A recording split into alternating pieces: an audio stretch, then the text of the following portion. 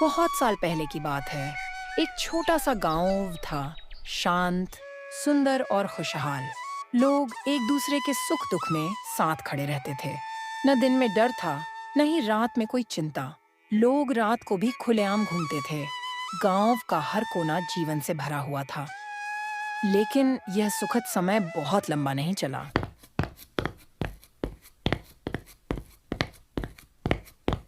कुछ दिनों बाद गांव में एक डॉक्टर अपने परिवार के साथ रहने आया। डॉक्टर बहुत ही नेक दिल इंसान था। वह हर किसी का इलाज मुफ्त में करता था। उसका घर दिन भर गांव वालों से भरा रहता। सभी को विश्वास था कि डॉक्टर चमत्कारी है। डॉक्टर मुस्कुराकर, चाचा जी, अब तबीयत कैसी है? चाचा हंसते हुए, बेटा, अब तो बहुत आराम है। तुमने तो कमाल कर दिया। यह दवा लीजिए। अब आप पूरी तरह ठीक हो जाएंगे। गांव वाले डॉक्टर से बेहद खुश थे। लेकिन यही खुशी किसी और को नागवार गुजर रही थी। गांव का सबसे अमीर और रसूखदार इंसान था ठाकुर। उसकी बातें ही कानून मानी जाती थीं। लोग उससे डरते थे।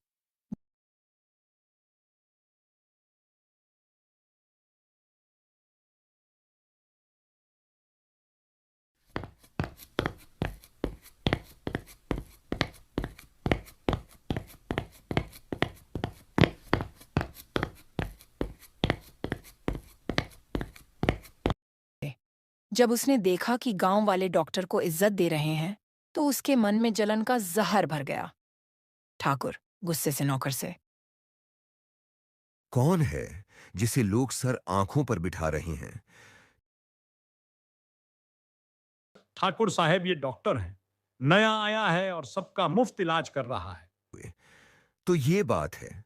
लगता है कुछ करना पड़ेगा, नहीं तो मेरी इज्जत मिट्टी में मिल जाएगी।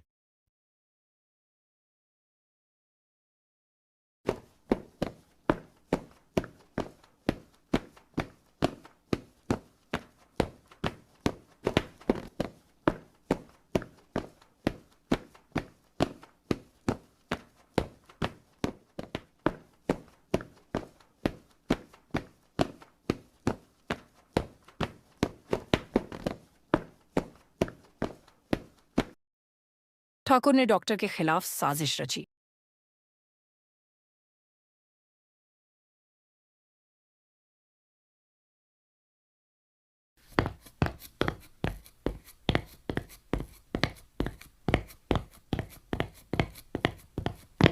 कुछ ही दिनों में गांव में लाशें मिलने लगीं। पहले सड़क किनारे, फिर जंगल में। लोगों में डर फैल गया। लोग घबराते हुए, ये क्या हो रहा है? कौन है जो गांव के लोगों को मार रहा है? हर दिन कोई न कोई मारा जा रहा है।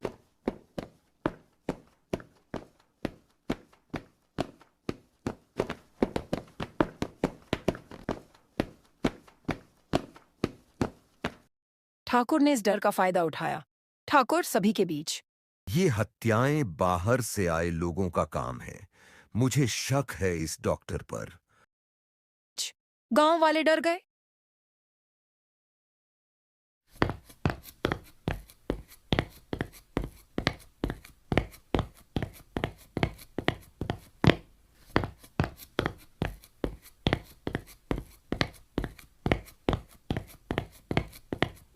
उसी शाम ठाकुर डॉक्टर के घर पहुंचा, जहां डॉक्टर एक बीमार महिला की झाड़ फूंक कर रहा था। उसे देखकर ठाकुर चीख पड़ा। यही है असली हत्यारा।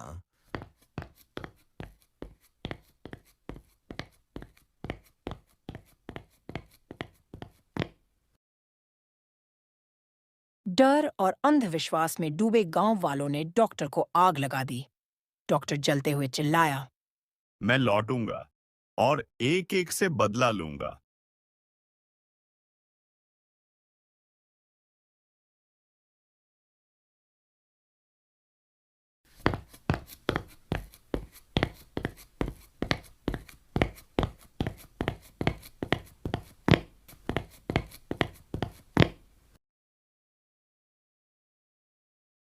हर रात एक नई मौत होती। उसके बाद गांव की रातें डर से भर गईं। घरों से बाहर निकलने से डरते थे। माना जाने लगा कि डॉक्टर की आत्मा गांव में भटक रही है।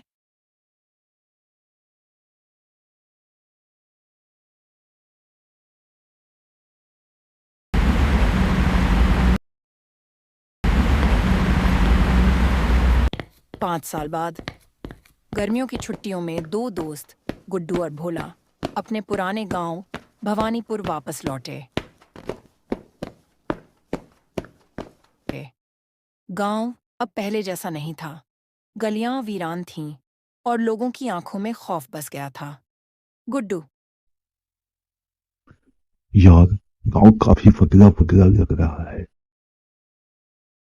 हाँ, पहले जैसा माहौल नहीं रहा, कुछ तो गड़बड़ है।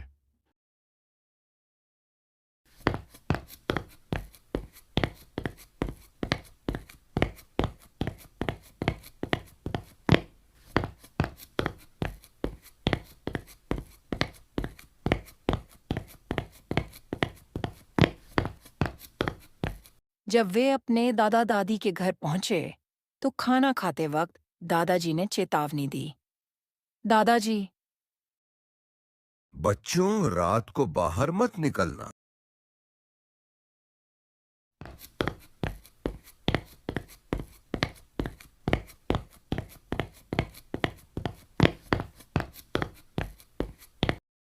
रात को सोने से पहले दोनों दोस्तों के मन में डर और जिज्ञासा घर कर चुकी थी।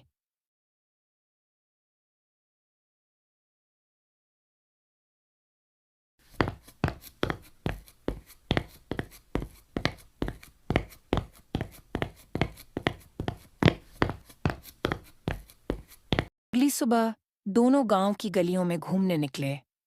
लोगों के चेहरों पर डर की लकीरें थीं। रास्ते में उन्हें एक लाश दिखी।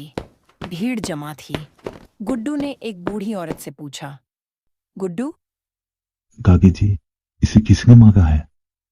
डॉक्टर की आत्मा ने मारा है बेटा। अब ये गांव नहीं बचेगा।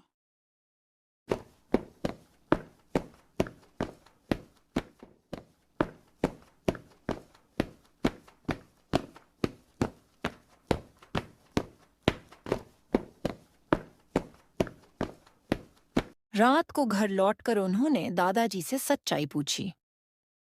दादाजी, गांव के लोग इतने डरे हुए क्यों हैं? 5 साल पहले गांव वालों ने डॉक्टर को जिंदा जला दिया था एक करके। उसे गलत समझा गया। तब से गांव में मौत का साया है। गुड्डू और भोला ने ठान लिया, इस रहस्य को सुलझाए बिना नहीं लौटेंगे।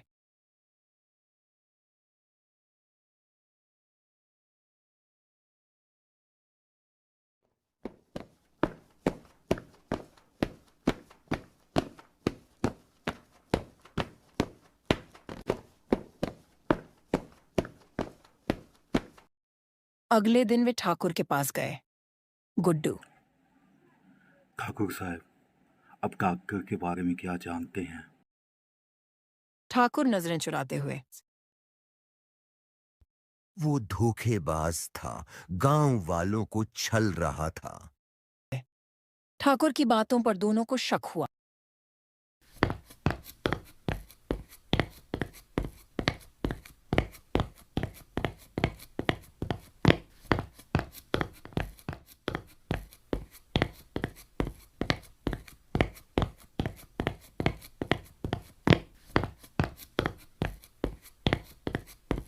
वापसी में रास्ता भटक कर वे जंगल में जा पहुंचे।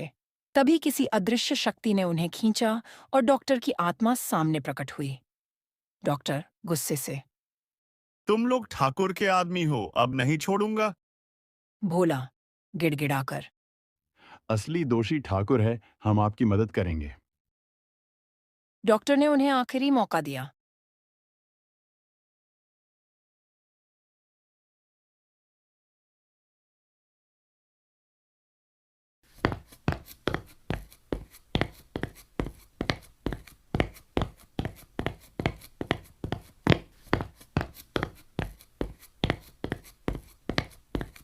गुड्डू और भोला ने ठाकुर को बहाने से जंगल में बुला लिया। जैसे ही ठाकुर जंगल में आया, डॉक्टर की आत्मा प्रकट हुई। डॉक्टर गर्जना करते हुए। अब तू नहीं बचेगा ठाकुर। ठाकुर डरते हुए। माफ कर दो डॉक्टर, मैंने गलती की थी। लेकिन अब बहुत देर हो चुकी थी। डॉक्टर ने ठाकुर को जलाकर मार दिया। डॉक्टर शांत होकर। अब मेरा बदला पूरा हुआ। गांव अब सुरक्षित रहेगा। गुड्डू और भोला को धन्यवाद कहकर डॉक्टर की आत्मा अंततः मुक्त हो गई।